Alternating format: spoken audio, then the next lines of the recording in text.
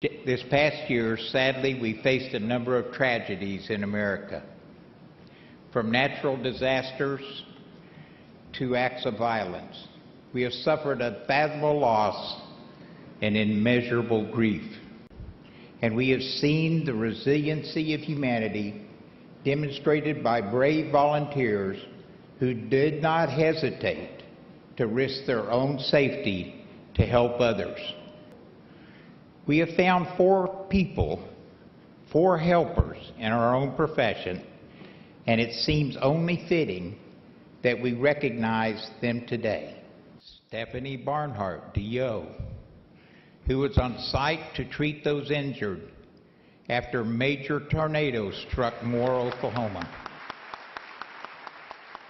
I believe my osteopathic training really helped me through this situation, really prepared me for any disaster that was there. With my emergency medicine, I was ready to think on the fly and make decisions. And definitely with the osteopathic training, be able to care for the whole patient in the midst of this disaster. And I know that the Moore community is definitely still rebuilding, and it's in restoration, but we're strong, and we will rebuild, and we'll be stronger for it. Thank you again. Danielle Dinas, DO, who had just finished running the Boston Marathon when the bombs went off. Despite her own health concerns, she rushed to the aid of the injured. First was to remind my colleagues that if they find themselves in a similar situation, that they can contribute. Second, and perhaps more importantly, I wanted to remind people about the helpers, and I wanted that to be the face of that day and not all the ugliness that we saw.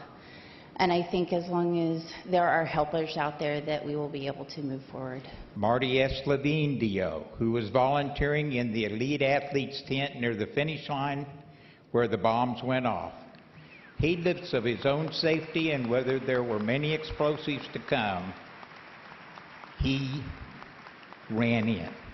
I think the key to the Boston Marathon bombing was that the preparation and the teamwork, and many of you know I've been working at Boston for 19 years now, and New York for about 22, and other marathons.